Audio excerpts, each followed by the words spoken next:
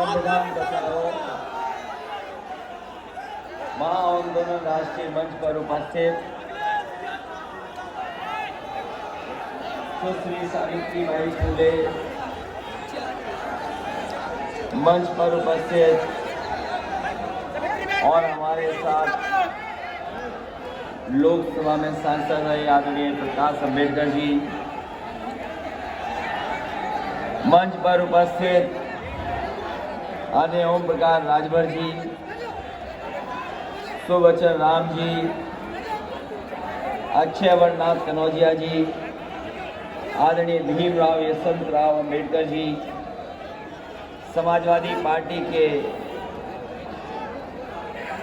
बाबा साहब अम्बेडकर वाहिनी के राष्ट्रीय अध्यक्ष मिठाईलाल भारती जी, समाजवादी पार्टी के प्रदेश के अध्यक्ष नरेश उत्तम जी, मंच पर उपस्थित बीडी नकवी जी, मंच पर उपस्थित श्रीमती पल्लवी पटेल जी, हाल ही में समाजवादी पार्टी में जुड़े बहुत ही वरिष्ठ नेता पूर्व में रहे मंत्री आदरणीय लालजी वर्मा जी, माननीय काशीराम जी की बहन आदरणीय स्वर्ण कौर जी और बड़ी संख्या में हमारे सभी नेता जो मंच पर उपस्थित हैं। आज के कार्यक्रम में बड़ी संख्या में उपस्थित आप सभी हमारे बुजुर्ग, नौजवान साथी, पत्रकार बंधुओं, कि उन्होंने हम सब लोगों को इस मंच पर ला करके और मंच पर बैठा करके संकल्प लेने का काम किया है।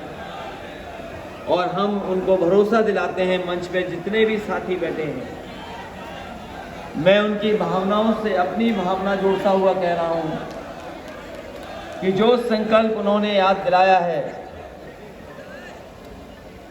हम समाजवादी लोग आपके संकल्प के साथ खड़े हैं। और जिस तरीके से अम्बेडकरवादी आज आगे निकल करके आए संविधान को बचाने के लिए, हम समाजवादी लोग भी उनके साथ कंधे से कंधा मिला करके उनके साथ खड़े दिखाई देंगे। मैं अभी आदरणीय प्रकाश अम्बेडकर जी और तमाम वक्ताओं को सुन रहा था। ये सच है कि आने वाले समय में क्या परिस्थितियां होंगी कोई नहीं जानता। जिस तरह के लोग सत्ता में हैं आज, वो कब क्या फैसला ले ले कोई नहीं जानता। हम आप यहां बैठे हैं संविधान को बचाने के लिए। मैं इस मौके पर बधाई भी देता हूं आप सबको, संविधान दिवस की शुभकामनाएं, बधाई देता हूं मैं आपको। और साथ ही साथ बाबा भीमराव अम्बेडकर जी को भी याद करते हैं कि जिन्होंने हमें ऐसा संविधान दिया है जिसमें हम सबको बराबरी का हक मिलता है। दुनिया में ऐसा व्यक्ति कहीं नहीं मिला होगा जैसा हमारे भारत को, इस धरती को बाबा भीमराव अम्बेडकर जी को मिले हमें। और कहां से निकल के आए इसका अंदाजा नहीं लगाया सकता। कहां से निकल करके आए, किस समाज से निकल करके और कहां तक पहुंच गए। आज हमें गर्व है कि उन्होंने ऐसा हमें संविधान दिया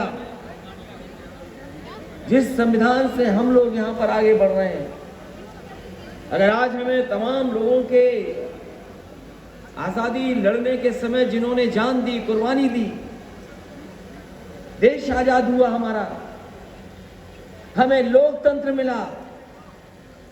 और लोकतंत्र की अगर कोई आत्मा है तो वो हमारा संविधान आत्मा है। हमारे लोकतंत्र की आत्मा संविधान है। और अगर संविधान हट जाए तो बताओ हम लोग का जीवन क्या होगा।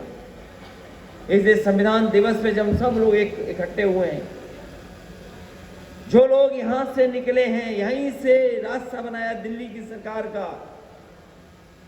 जिस समय में ओम प्रकाश राजभर जी के कार्यक्रम में मैं गया था, उस समय मैंने कहा था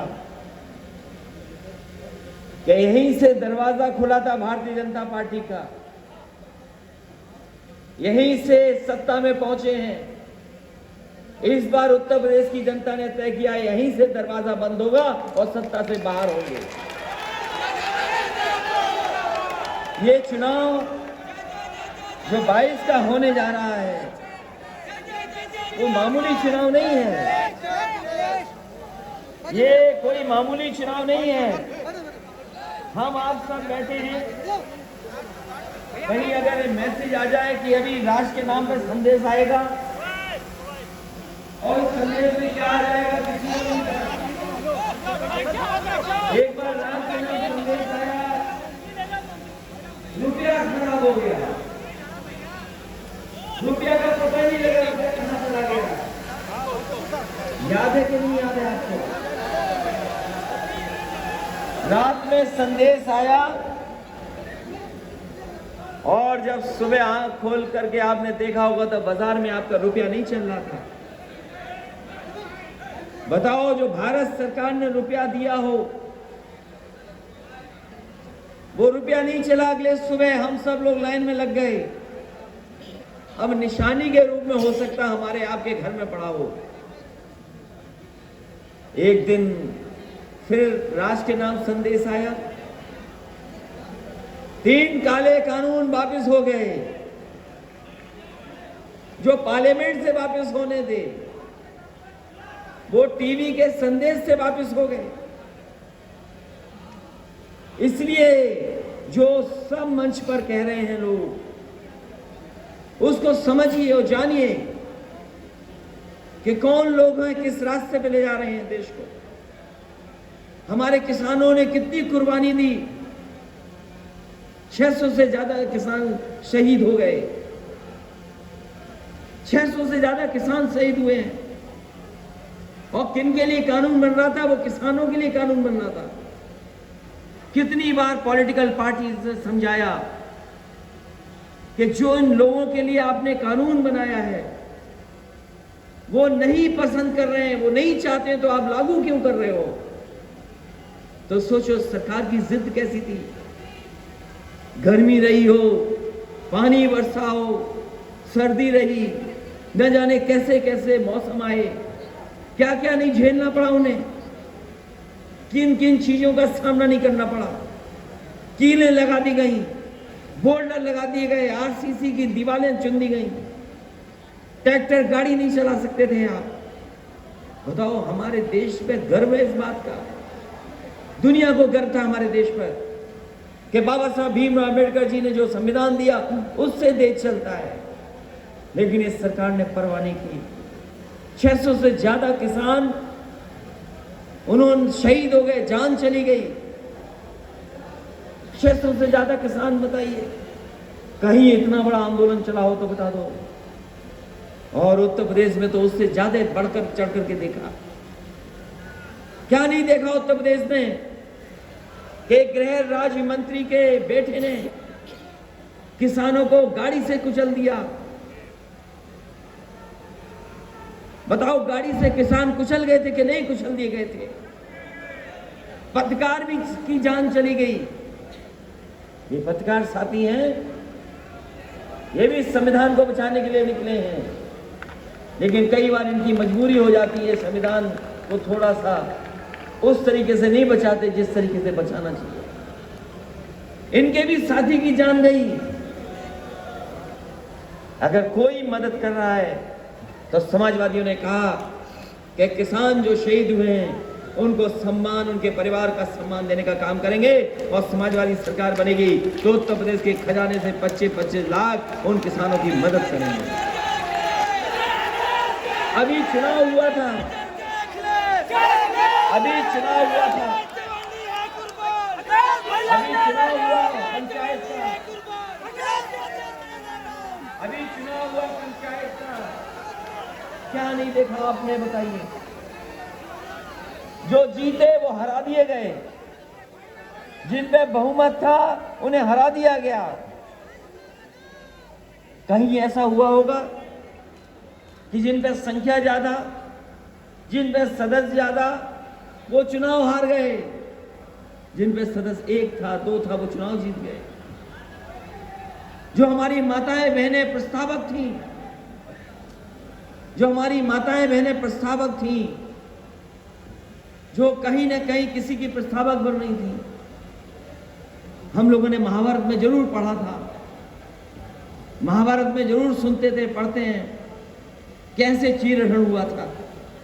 लेकिन इस समय पर जहां लोकतंत्र हो वहां पर प्रस्तावक समर्थकों का चीरहरण हो जाए, हमारी बहन हमारी माताओं के कपड़े छीन लिए, कपड़े फाड़ दिए गए, क्या हम लोगों ने नहीं देखा? हम आपने आगे ये जो हमारे तख्ती उठा उठा के दिखा रहे हैं, ये तो तख्तियां उठा रहे हैं।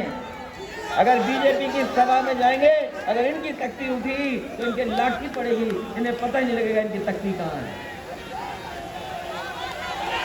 ये लोकतंत्र को बचाने वाले लोग बैठे हैं, इसलिए आपकी तख्ती भी देख रहे हैं। और वो लोग हैं, अगर उनके सामने तख्ती उठाओगे तो बताओ क्या होगा? बताओ हमारी बहनें क्या होगा? हमने देखा है आपकी तस्वीरें, आपके बाल पकड़ करके पुलिस खींच के ले जा रही है, आपको सड़क पर डाल करके पीट रहे हैं लाठी, और किसके हक के लिए लड़ रहे हैं? आज इनका छीना है, आज इनका छीन लिया गया, इनके हक छीना गया, सम्मान छीना गया। कल हो सकता है हमारा आपका छीन लिया जाए, कुछ वोट छीन लिया जाए। इसलिए आप तो लड़ रहे हो, और शायद ही लखनऊ में इतनी कोई लाठी खाया होगा जितना आप लोग लाठी खाए हो। हमें खुशी है इस बात की, अपमानित हो गए, मुकदमे दर्ज हो गए, लेकिन ये हटे नहीं है।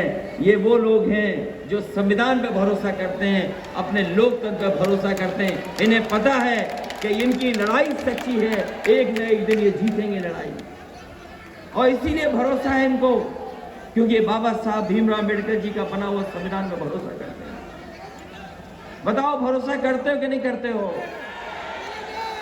और भरोसा करते हैं इसीलिए उन्हें उम्मीद है, और हम आपको भरोसा दिलाते हैं जो आपके हक छीना जा रहा है, सम्मान छीना जा रहा है, वो हक और सम्मान दिलाने का काम हम समाजवादी लोग करेंगे।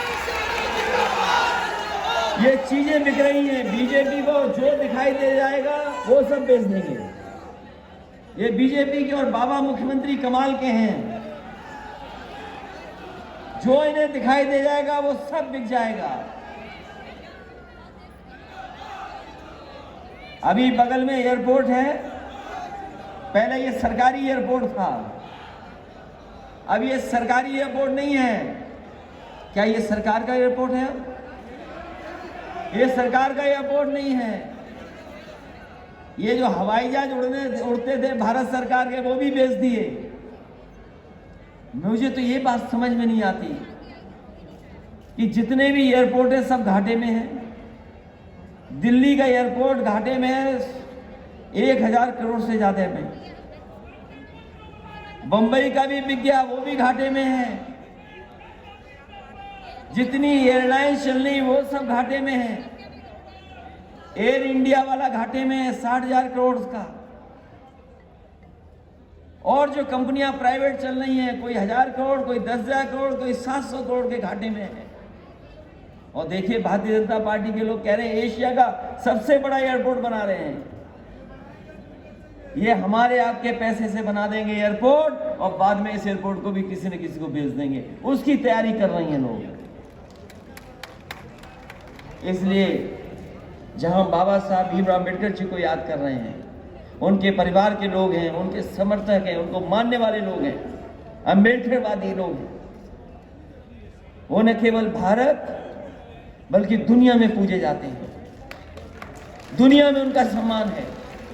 अगर कोई महापुरुषों को याद करता है, राष्ट्रपिता महात्मा गांधी को याद करता है अगर कोई, तो बाबा साहब भीमराव अम्बेडकर जी को भी याद करता है। दुनिया के जो बड़े बड़े म्यूजियम हैं, जहां पर बहुतों को स्थान नहीं मिल सकता, बहुत सारे म्यूजियम हैं जहां पर बड़े बड़े लोगों को स्थान नहीं मिला है, अगर किसी को कार्ल मार्क्स के बगल में खड़े होने का, प्रतिमा का स्थान मिला है, तो बाबा भीमराव अम्बेडकर जी को मिला है। आइंस्टीन जो दुनिया का सबसे बड़ा आविष्कार साइंटिस्ट रहा, उसने भी कहा कि ऐसे विरले लोग कभी कभी धरती पे पैदा होते हैं जैसे बाबा साहब भीम अम्बेडकर। सोचो कहां से निकल कर के आए, और दुनिया में इतना भेदभाव कहीं नहीं है। भारत जैसी जगह, भारत जैसी धरती जिसमें इतना भेदभाव हो, जाति का भेद, धर्म का भेद, अगर किसी ने मिटाया तो हमारे संविधान ने मिटा करके हम लोगों को एक करने का काम किया। जब डेमोक्रेसी की बात करते हैं तो डेमोक्रेसी का मतलब हम सबको अधिकार है एक वोट का। वो वोट का अधिकार कहां से दिया? बाबा भीमराव अम्बेडकर जी और इस संविधान ने दिया हमें। सेकुलर जब कहा जाता है हमारा देश, तो चाहे वो कोई धर्म हो, सब धर्मों को बराबरी का कहीं सम्मान मिल रहा है तो वो हमारे संविधान से मिल रहा है। जो सामाजिक न्याय की बात कर रहे हैं वो भी अगर कहीं मिल रही है, सामाजिक न्याय अगर कहीं से मिलने जा रहा है तो वो भी हमारे संविधान से मिलने जा रहा है। तो जो हमें पॉलिटिकल, सोशली और हमें रिलीजियस इक्वलिटी देता हो, जिससे हमें रिलीजियस इक्वलिटी मिलती हो, हमें बराबरी का जहां मिलता हो, हम उसको कैसे भूल सकते हैं। इसलिए इस चुनाव में, 22 के चुनाव में, जो आने वाले समय में देश की तस्वीर बदलेगा, यही उत्तर प्रदेश है जहां से प्रधानमंत्री, राष्ट्रपति भी बने हैं। आज भी देश में के सबसे ऊंचे पदों पे कोई बैठा है तो उत्तर प्रदेश से ही होकर के गए हैं, वो लोग बैठे हैं। अगर उन्होंने संविधान की सम्मान नहीं किया है, अगर जनता को दुख दिया है, लोकतंत्र में जो जनता को दुख देता है, समय आने पर जनता उनसे हिसाब किताब करती है। इसलिए जनता ने फैसला किया है कि इस बार भारतीय जनता पार्टी का सफाया होगा। ये समाजवादी, अम्बेडकरवादी लोग मिलकर के, ये जितने भी हमारे बाबा साहब अम्बेडकरवादी लोग बैठे हैं और समाजवादी लोग भी साथ आ गए हैं। हमारी तो कोशिश थी, एक बार बड़ी कोशिश की थी कि विचारधारा एक आ जाए, एक हो जाए, और वो कोशिश नई नहीं थी। जिन्होंने इतिहास पढ़ा होगा वो जानते होंगे कि बाबा साहब भीमराव अम्बेडकर जी के साथ डॉक्टर राममनोहर लोहिया भी साथ जुड़ करके काम करना चाहते थे। वो सपना पूरा नहीं हुआ। फिर हम लोगों ने एक बार कोशिश की, वो सपना पूरा नहीं हुआ, लेकिन हम लोगों ने उम्मीद नहीं छोड़ी है। 22 में वो सपना पूरा करने का काम हम सब लोग मिलकर के करेंगे। इन्हीं शब्दों के साथ संविधान दिवस की हम बधाई देते हैं, आपको शुभकामनाएं देते हैं और बाबा साहब भीमराव अम्बेडकर जी को याद करते हैं। उन्होंने हमें ऐसे संविधान दिया है जहाँ हमें बराबरी है। साथ ही साथ सावित्रीबाई फुले जी का मैं धन्यवाद देता हूँ।